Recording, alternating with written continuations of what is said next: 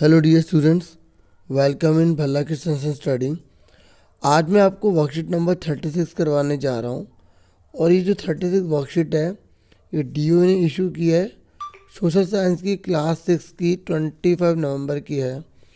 यहाँ पर आपका नेम और यहाँ पे आपके क्लास टीचर का नेम आता है। आज की जो वर्कशीट है उसका जो टॉपिक रहेगा कि किस प्रकार से पंचायती राज का फॉर्मेशन होता है और अर्बन एडमिनिस्ट्रेशन का फॉर्मेशन मतलब निर्माण होता है। और देखिए, आपको जो कॉपी पर क्वेश्चन करने हैं वो 2 करने हैं। हम लास्ट में इसे देखेंगे आंसर के साथ प्रिंटेड फॉर्म में। तो पहले समझ लेते हैं कि किस प्रकार से पंचायती राज का फॉर्मेशन होता है। देखिए, द ग्राम सभा is a meeting of all adults. जो ग्राम सभा होती है ना, उस पर एक मीटिंग होती है, उनमें सभी के सभी एडल्ट्स होते हैं। एडल्ट्स किन्हें कहा गया है? जो 18 साल या उससे ज़्यादा हैं, उन्हें वोट देने का राइट होता है।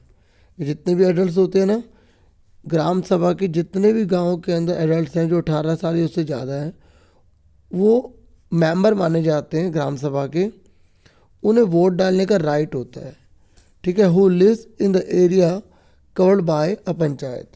ठीक है। जो भी पंचायत के एरिया के अंदर रहेगा ना, उस पंचायत के अंदर जितने भी मेंबर्स होंगे उन सभी मेंबर्स को जो है ना, वोट डालने का क्या होगा? राइट होगा।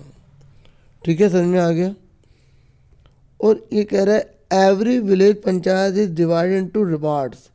जितने भी सब पंचायत होती है ना, उसे हम वार्ड्स में बांट देते हैं, अलग अलग एक तरह से एरिया में बांट देते हैं। ठीक है ना, small areas. Each ward elects a representative who is known as ward member. ये कह रहे जो हर वार्ड होता है ना, वो अपना एक रिप्रेजेंटेटिव चुनता है। जैसे फॉर एग्जांपल इस इलाके से हमने ये 3 व्यक्ति खड़े हुए चुनाव लड़ रहे हैं, वोटिंग कर रहे हैं, तो ज़्यादातर लोगों ने इसको वोट दे दिया तो ये जीत जाएगा। तो ये क्या कहलाएगा? ये वार्ड मेंबर कहलाएगा। ठीक है। All the members of the gram sabha also elected sarpanch. जब ये वार्ड मेंबर तय हो जाते हैं तो फिर उसके बाद उनमें से एक सरपंच चुना जाता है। Who is the panchayat president, जो इनका अध्यक्ष होगा। ठीक है, प्रेसिडेंट होगा। The ward panch and the sarpanch forms the gram panchayat. ये कह रहे जो वार्ड पंच होते हैं ना और जो सरपंच होते हैं, ये मिलकर ग्राम पंचायत बनाते हैं। ठीक है। ग्राम पंचायत किनसे बनेगी? वार्ड पंच और सरपंच को मिला के। ये कह रहे the gram panchayat is elected for 5 years. ये 5 साल के लिए चुनी जाती है। ठीक है। फिर आगे कह रहा है the gram panchayat has a secretary who is also the secretary of the gram sabha. ये कह रहा है जो ग्राम पंचायत का ना एक सेक्रेटरी होता है, जो सेक्रेटरी होता है ग्राम सभा का भी। ठीक है। ग्राम पंचायत का जो सेक्रेटरी होगा ना, वो ग्राम सभा का भी सेक्रेटरी होगा। और this person is not an elected person. इसे चुना नहीं जाता बल्कि इसे अपॉइंट किया जाता है गवर्नमेंट के द्वारा। मतलब हर पंचायत के अंदर एक सेक्रेटरी होता है जो अपॉइंटेड मतलब चुना जाता है गवर्नमेंट के द्वारा। गवर्नमेंट भेजती है वहाँ पे। The secretary is responsible. ये सेक्रेटरी जो रिस्पॉन्सिबल होता है for calling the meeting of the gram sabha. यही ग्राम सभा में मीटिंग करवाता है एंड ग्राम पंचायत में मीटिंग करवाता है and keeping a record of the proceeding. और जो जो घटना घटती है उस सबका रिकॉर्ड रखता है। अब आ जाओ अर्बन एडमिनिस्ट्रेशन। ये गांव में होता है ना, तो ये शहरों में होता है। The city is divided into different wards. इसमें सिटी जो है ना, वो अलग अलग वार्ड्स में जो है डिवाइडेड होती है। Ward councillor gets elected. इसमें वार्ड काउंसलर को चुना जाता है। ठीक है। All adult living in ward. जितने भी अडल्ट है, जैसे इसमें था ना एडल्ट जो 18 साल या उससे ज़्यादा होते हैं, तो वो सब जो है जिनको वोट डालने का राइट होता है। और सबसे बड़ी बात, जिसका नाम वोटर लिस्ट में होता है। वोटर लिस्ट में नाम होना बहुत ज़रूरी होता है। वही काउंसलर को चुनते हैं। किसको चुनते हैं? काउंसलर को। फिर कह रहे हैं all the councillor together elect the mayor. जब सारे काउंसलर इकट्ठे हो जाते हैं ना, तो ये मेयर को चुनते हैं। किसको चुनते हैं? मेयर को। Who is the head of the corporation. जो कॉरपोरेशन का हेड है, the councillor and the mayor together constitute the corporation for 5 years. ये कह रहे जो काउंसलर है ना और जो मेयर है ये मिलकर 5 साल के लिए राज करते हैं।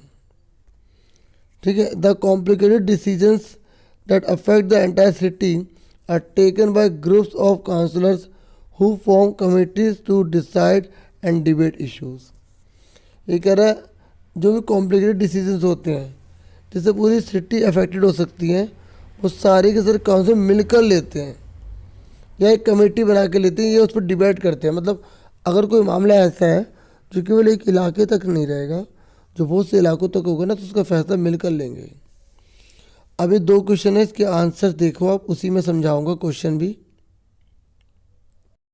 देखिए 2 क्वेश्चन तो आए हैं लेकिन थोड़े से बड़े बड़े हैं। इसने बोला है how is the election of gram panchayat held. जो ग्राम पंचायत है उसका इलेक्शन जो है कैसे हेल्ड होता है।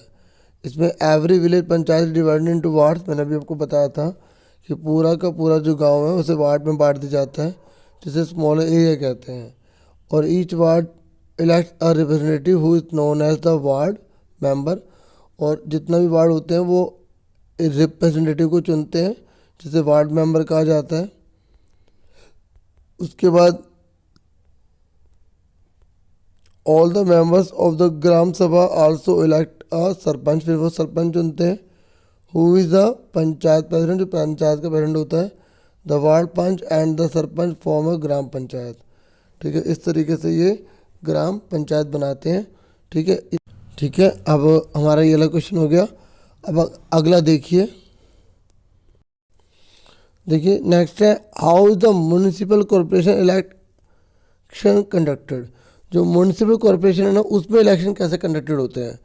The city is divided into different wards. City भी अलग अलग वार्ड्स में डिवाइडेड होती है। And ward councillor get elected. फिर वहाँ पर वार्ड काउंसलर चुन लिया जाता है। और ऑल लिविंग इन वार्ड, जो भी वार्ड में जो एडल्ट होते हैं जो 18 या उससे ज़्यादा हैं, ठीक है, वो वोट देते हैं। ठीक है, और उनका नाम वोटर लिस्ट में होना चाहिए। वो अपने काउंसिल को चुन लेते हैं और सारे के सारे काउंसिल मिलकर मेयर को बना लेते हैं। Who is the head of the corporation. ठीक है, जो हेड होता है कॉरपोरेशन का। ठीक है, इस तरीके से पूरा म्यूनसिपल कॉरपोरेशन जो है वो चुना जाता है। ठीक है, और इस तरीके से इसमें इलेक्शन होते हैं। तो उम्मीद करता हूँ वीडियो पूरी समझ में आ गई होगी। आपसे फिर मिलेंगे एक नेक्स्ट वीडियो में। वीडियो को लाइक शेयर सब्सक्राइब जरूर किया करो। Thank you for watching and listening carefully. Take care yourself, dear students.